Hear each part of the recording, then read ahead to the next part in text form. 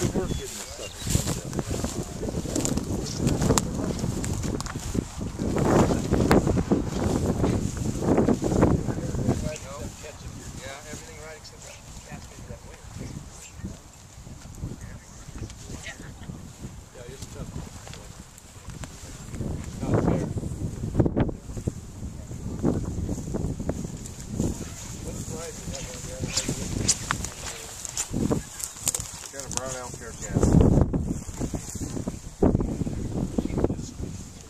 Do you want to hook that thing up with a lightning bug? That was a good cat. The dog is watching.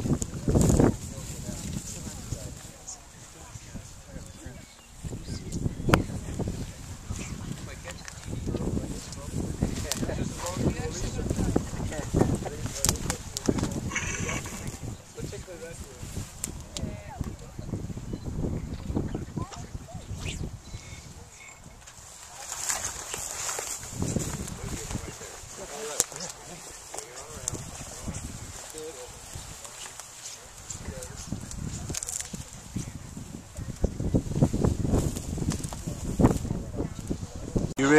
You ready for your big fishing day today?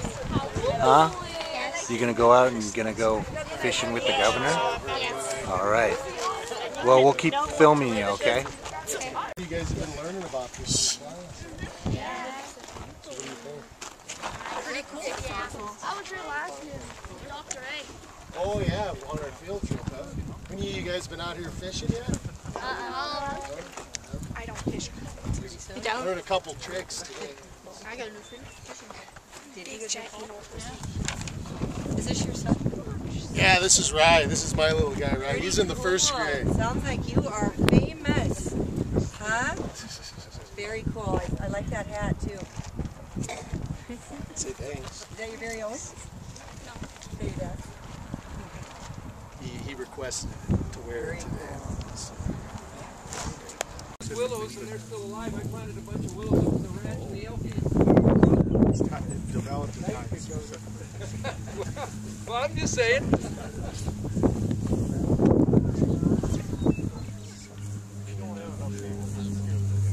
Too many water. That's a problem. That was a dog jump in the water. Alan, you got a lightning bug on that outfit? No, I've got a dry one. Green, brown.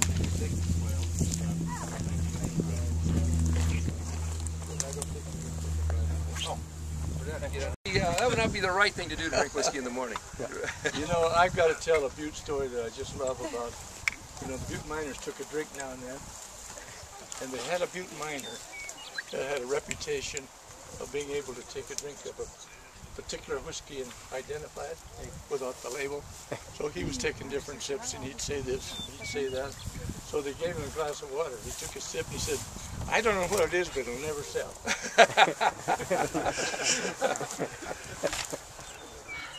So I guess let's talk a little bit about the reclamation of Silverbow Creek. You know, obviously the fish weren't biting much today, but you know, it's looking pretty good for the future. Well, 100 years ago, the Copper Kings started polluting this river, and so we went most of the last 100 years without this river having a fishery.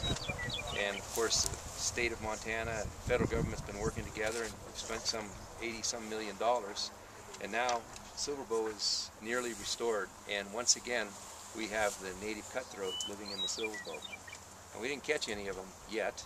We tried a woolly bugger, we had an elk hair caddis, we had a stimulator, we even went a little bit under, tried to get... lightning bug. A lightning bug. We got a few more here on my... Try some of these out. That's a special bolo for the governor. Yeah, well, see, you got your magnet here, so you can keep your flies here. That way, you're ready for almost anything. Not a novelty at all. That's utilitarian. But let me tell you something about fishing in Silverbow Creek. It's just like fishing all over Montana. Whether you catch something or whether you catch a lot, as long as your dog's happy, you've had a good day fishing. And Mr. Lilly, how does this feel? How does this feel for you? Do you Okay, have a certain special significance? Here's the way I feel. I started coming to Butte, Montana in 1929 as a little boy. This creek, you know, was just a conduit for contamination. And now we recognize, and the governor recognized, that that creek is more valuable than copper and gold because it's clean, clear water. It's feeding our main rivers, and that's going to be worth more copper and gold as we get older. Water is the key. How do you feel that potentially you could come down there and you could really have a good day? You Well, could slay I got to fish a little bit with the governor.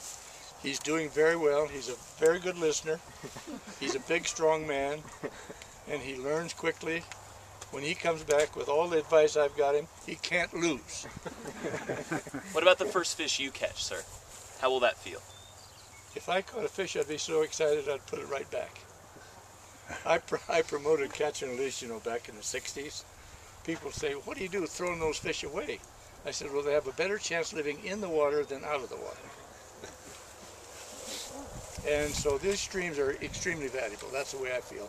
And I do want to mention, of course, that Butte has had a great reputation of coming together, and it was my second hometown. I went to watch baseball in Butte. I played baseball in Butte. I went to the School of Mines for the Navy, and so I was very lucky to have two hometowns. Now I'm very lucky to be standing here with the governor and talking about this creek. Did you ever think you'd catch a fish in here? I didn't think you could even put in your foot there that'd rot off. Hey, Governor, you say this is proof of the restoration, your restoration economy is working. Can you touch on that? Well, we've actually created thousands of jobs in Montana during the last 7 years, cleaning up the mistakes of the past. So what can be better than creating jobs today and a better future for tomorrow? And let me just say this, Bud, not only do we have a river that's restored, we have a whole new generation of fly fishermen over there. See school children that are interested in fly fishing because all over the country we're losing a generation of people who like to be outdoors, who like to enjoy fishing and hunting and camping. And in Montana, that's one of the greatest attributes for attracting people to come to Montana, to live in Montana, start businesses in Montana, is we have the best outdoors of anywhere in the world. That's a wonderful statement. I worked with several governors when we had a program called Montana Ambassadors, and we brought about maybe 100 different CEOs to Montana, took them fishing. 70% of those people did something to enhance the economy and do something to build business in Montana. And what the governor just said about a generation, we can't all just sit with a computer or an iPod or some kind of a game. Being out of doors is the secret of having a clean air, clean water, and clean country. And I know the governor's promoting that, and it's promoting jobs, and it's a great thing for the big sky, because we've got it all. This creek has brought back antelope, deer, birds,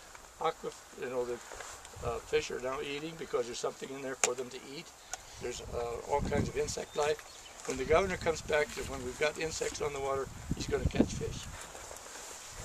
And there weren't even bugs here before, and so how does it feel to finally have wildlife and things like that in Silverboat The only advantage of before this was cleaned up, you could see it at night because it glowed. Anything else you'd like to add? Now that it's cleaned up, it's supporting a West Slope cutthroat population. That's our state fish. The cutthroat has been down to 16% of the surviving fish in Montana. With this kind of effort, and with more effort, cleaning up these creeks, it'll bring back the West Slope cutthroat, and there'll be a lot more here for us to enjoy in the future. I'm running out of time, and my age and my voice.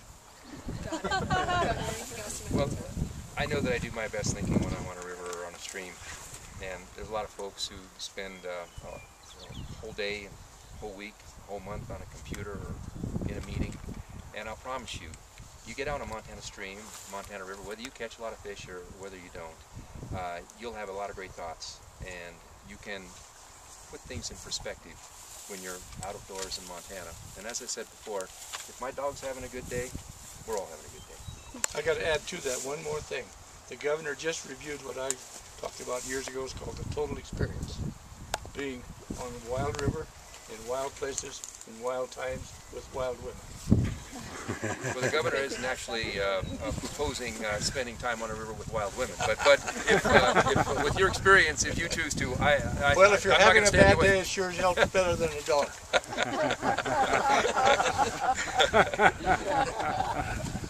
I'm sorry. That's good. Thank you very much, sir. I've been married for 30 years, and I found it's best not to talk about spending time on the river with wild women. My wife, she's just fine with me spending time with my dog on the river, but a boat full of wild women, she draws a line there. But well, I couldn't agree with that. My wife Esther is over here, you know. Esther is a former director of the National Travel Limited. well, Esther's going to kick you in the ribs And when you she get back. is tougher than I am, I'll tell you that. She's tougher than a $2 steak. I hope she's not here. Oh, she's listening over there.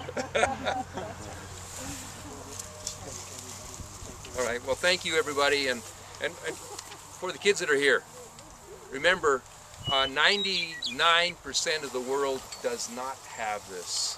They don't have streams. They don't have wild lands. They don't have wildlife that you can enjoy. 99% of the world is so crowded that you can't go someplace and hear a meadowlark or catch a wild trout in a wild river. So enjoy what you've got and start early, because you've only got a lifetime ahead of you. Wonderful.